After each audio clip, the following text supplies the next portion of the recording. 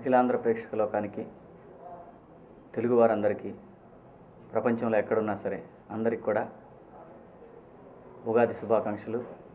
అలాగే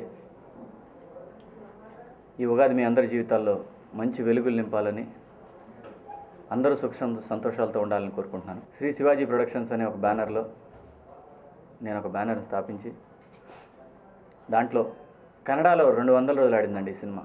దీంట్లో ఎటువంటి సందేహం లేదు. ఎవరికైనా డౌట్స్ ఉంటే మీరు నెట్లో చూసుకుంటే తెలిసిపోద్ది ఎలా ఆడింది, ఈ సినిమా గురించి వచ్చిన రివ్యూస్ ఏంటి, ఇవన్నీ కూడా మీకు తెలిసిపోతాయి. అక్కడ అంత పెద్ద హిట్ అయింది కాబట్టి ధైర్యం చేసి నేను ఈ సినిమాని తెలుగులో రీమేక్ చేయడం జరిగింది. గొప్ప ప్రేమ కథకు ఉండాల్సినటువంటి లక్షణాలన్నీ కూడా ఈ తాజ్మహల్లో ఉంటాయి. నేను ఎప్పుడూ అతిశయోక్తిగా చెప్పలేదు, ఏ సినిమా గురించి కూడా ఎక్కువ మాట్లాడిన కూడా సినిమా రిలీజ్ అయినాక మాట్లాడుకుంటేనే మనం న్యాయంగా ఉంటుంది. ఏ విషయంలో కూడా ఎక్కడా కూడా సినిమాకి పెద్ద సినిమానా చిన్న సినిమానా అనే కాన్సెప్ట్ ఈ సినిమాలో కనపడదండి. ఒక మంచి కథ మాత్రం కనపడుతుంది.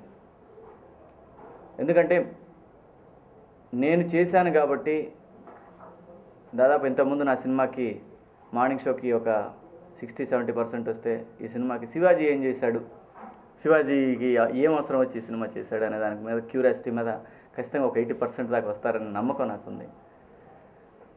సో ఆ నమ్మకానికి ఎటువంటి ప్రాబ్లం జరగకుండా ఈ సినిమా చేయడం జరిగింది.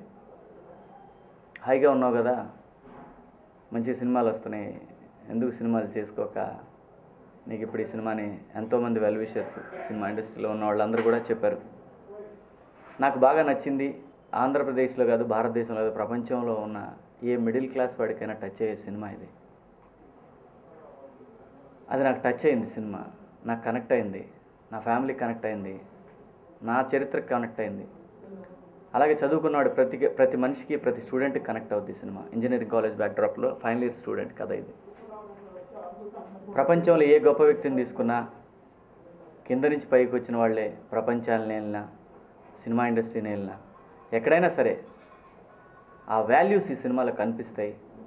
నేను చేయడానికి గల కారణాలు ఏంటో సినిమా రిలీజ్ అయిన తర్వాత మీరు అందరూ చూస్తారు. సో ఈ సినిమా మ్యూజిక్ విషయానికి వచ్చేసరికి చాలా పెద్ద హిట్ అండి. ఆడియో కన్నడలో ఎంత పెద్ద హిట్ అంటే, కన్నడ హిస్టరీలోనే బ్లాక్ బస్టర్ ఆడియో అని చెప్పి అక్కడ పత్రికల వాళ్ళు కానివ్వండి, ఎలక్ట్రానిక్ మీడియాలో కానివ్వండి, అటు వెబ్సైట్స్ కానివ్వండి, ప్రజల నుంచి కానివ్వండి, అది ఒక సాంగ్ ఈ సినిమాలో నీ మీదే మనసు పడే సాంగ్ కన్నడలో దాదాపు 50 లక్షల రూపాయల రింగ్ టోన్స్ వచ్చింది. ఇది మీరు ఎవరికి అక్కడ ఆడియో ఎవరు చేశారు వాళ్ళని ఎంక్వైరీ చేసినా తెలుస్తుంది. అంత పెద్ద హిట్. సినిమా అంతా చేసి చూసుకున్న తర్వాత నాకు ఏమనిపించిందంటే, ఫస్ట్ హాఫ్లో ఒక చిన్న కొంచెం ఏంటి సినిమా స్లోగా వెళ్తుందని ఒక చిన్న ఫీలింగ్ కలిగింది. సినిమా నేను ఫస్ట్ టైం చూసినప్పుడు నాకు కలిగితే వీళ్ళందరూ ఎవరో ఒప్పుకోలేదు. అది మనం బయర్స్కి చూపించిన తర్వాత వాళ్ళందరూ ఇదే ఎక్స్ప్రెస్ చేశారు. ఒక సాంగ్ కొంచెం ఏదైనా ఫోక్ సాంగ్లు అంటుంటే బాగుంటుంది అనిపించి అని నా దగ్గర ఎక్స్ప్రెస్ చేశారు. వెంటనే ఆ ప్లేస్మెంట్లో ఆర్తి అగ్రవాల్ గారి కాంబినేషన్, ఆవిడ గెస్ట్ అపీరెన్స్ అండి ఈ సినిమాలో, లెక్చరర్ క్యారెక్టర్ చేశారు ఆవిడ. నేను చేసిన సాంగ్ ఇంతకుముందు మాయదారి మైసం అనే సాంగ్ రీమిక్స్ చేయడం జరిగింది ఈ సినిమాలో. చాలా కలర్ఫుల్గా ఉంటుంది సినిమా. ఏ సిచ్యువేషన్ తగ్గట్టు ఆ మూడ్ లైటింగ్ అదంతా కూడా బాగా మెయింటైన్ చేశారు. ఎక్కడా కూడా నేను హరిబరిగా తీయండి 30 రోజులు 20 రోజుల్లో సినిమా అయిపోవాలి, శరవేగంగా జరగాలని నేను ఎప్పుడు కోరుకోలేదు ఈ సినిమా విషయంలో. నా లైఫ్లో ఏది చేసినా స్ట్రాంగ్గానే చేశాను. అలాగే ఈ సినిమా కూడా అంతే స్ట్రాంగ్గా, అంతే కాన్ఫిడెంట్గా చేశాను. సో ఈ నెల 20వ తేదీ రిలీజ్ అవబోతూ ఉంది.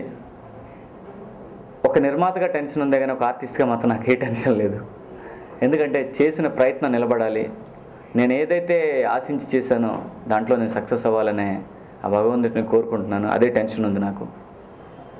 సో ఆర్భాటాలు హంగులు నేను చేయలేను, అది నాకు అంత స్తోమత లేదు ఇప్పుడున్న పరిస్థితుల్లో సినిమాని ప్రమోట్ చేయడానికి. న్యాయమైన ప్రమోషన్ చేస్తూ ఉన్నాను. సినిమా పెద్దదా చిన్నదా అని చూడకండి, వాళ్ళదా వీళ్ళదా అని దయచేసి చూడకండి. ఒకటి ఈ సినిమాలో మాత్రం ప్రతి ఒక్కడికి కనెక్ట్ అయ్యే అంశాలు ఉన్నాయి. థియేటర్కి వచ్చి చూడండి. దయచేసి పైరసీ చేయకండి. ఈ సినిమాని పైరసీ మాత్రం చేయకండి. ఎందుకంటే దాదాపు ఈ సినిమా నా 12 సంవత్సరాల కష్టం ఇది. నాదనే కాదు, ఏ ప్రొడ్యూసర్ అయినా సరే ఎంతో కష్టపడి తీసుకొస్తాడు. పైరసీని మాత్రం దయచేసి రానివ్వమాకండి. రూపాయలు 20 రూపాయలు పెట్టి అమ్ముతారు. మహా చేసే ఫస్ట్ ఈ సినిమా ప్రైవసీ చేసేవాడికి మిగిలేది నాకు తెలిసి 1 లక్ష రూపాయలు సంపాదిస్తాడు. దయచేసి మహానుభావ నువ్వు రా, నేను అడుక్కొనైనా సరే మీకు ఆ 1 లక్ష రూపాయలు ఇస్తాను, కానీ దయచేసి పైరసీ మాత్రం చేయకండి అయ్యా బాబు. ఎందుకంటే నేను ఒక సినిమా చేస్తే 200 కుటుంబాలు బతుకుతాయి, సంవత్సరానికి 10 సినిమాలు చేస్తే 1000 కుటుంబాలు బతుకుతాయి. మీరు చేసే దానివల్ల 1000 కుటుంబాలు రోడ్డును పడుతున్నాయి, 1000 కుటుంబాలు రోడ్డును పడుతున్నాయి. ఇవాళ మా కృష్ణానగర్లో సినిమా షూటింగ్ ఉందంటే భోజనానికి వచ్చినప్పుడు అబ్బా కడుపు నిండా తిని ఎన్ని రోజులైందా అని అడుగుతున్నారు. చిన్నది కష్టపడి సంపాదించాల్సిన అవసరం లేదు, ఎవడన్నా అడుక్కొని తినండి, హాయిగా పెడతారు. ఎందుకంటే ఈ దేశంలో మన హైదరాబాద్ మహానగరంలోనే 17,000 కోట్లు టర్న్ ఓవర్ అంటే అడుక్కు తినేవాళ్ళకి. అట్లా బ్రహ్మాండంగా మనం అడుక్కు తినచ్చు, కానీ ఇంకొకరిని మోసం చేసి దొంగతనాలు చేసి కొన్ని వేల మంది జీవితాలతో మాత్రం దయచేసి ఆడుకోకండి. ఎందుకంటే సందర్భం వచ్చింది కాబట్టి నేను చెప్పాలి. ఈ సినిమా నా 12 సంవత్సరాల రాత్రి పగలు కష్టపడి ఏ నిర్మాతను కానీ ఏ డైరెక్టర్ని కానీ ఇబ్బంది పెట్టకుండా చేసిన సినిమా ఇది. ఏ ఒక్క వ్యక్తిని ఈ రోజు వరకు నేను సినిమా ఇండస్ట్రీ అటు ఫైనాన్షియల్గా కానీ అటు మానసికంగా కానీ ఈ రోజు ఏ ఒక్కరిని ఇబ్బంది పెట్టకుండా 18 గంటలు ఈరోజు కూడా కష్టపడి పనిచేస్తున్నాను. ఆలోచించండి, 13 సంవత్సరాలు 18 గంటల కష్టం అంటే ఏ స్థాయిలో ఉంటుందో. ఆ కష్టాన్ని సింపుల్గా ఒక కెమెరా తీసుకెళ్ళి షూట్ చేసేసి ఒక 2 గంటల్లో మా జీవితాలను దోచుకోవాలనుకోవటం ఎంత దుర్మార్గం. దయచేసి ప్రభుత్వం కూడా మిగతా రాష్ట్రాల్లో ఉంది, ఈ గుండా యాక్ట్ ఉంది, నాన్ బెయిలబుల్ వారెంట్లోనే. దయచేసి ప్రభుత్వం వారు కూడా మా రోసీ గారు పెద్దలు ఆయన దీని మీద కూడా ఒక చిన్న, ఎందుకంటే చూడటానికి సినిమా వాళ్ళు అనే చిన్నచూపు ఉండొచ్చేమో, కానీ 1000 కోట్ల రూపాయల ఇన్కమ్ ఉంది ఈ రాష్ట్రంలో. ఏ రూపంగా అయితే కానివ్వండి, ప్రభుత్వానికి అయితే 100 కోట్ల రూపాయల ఆదాయం ఉంది.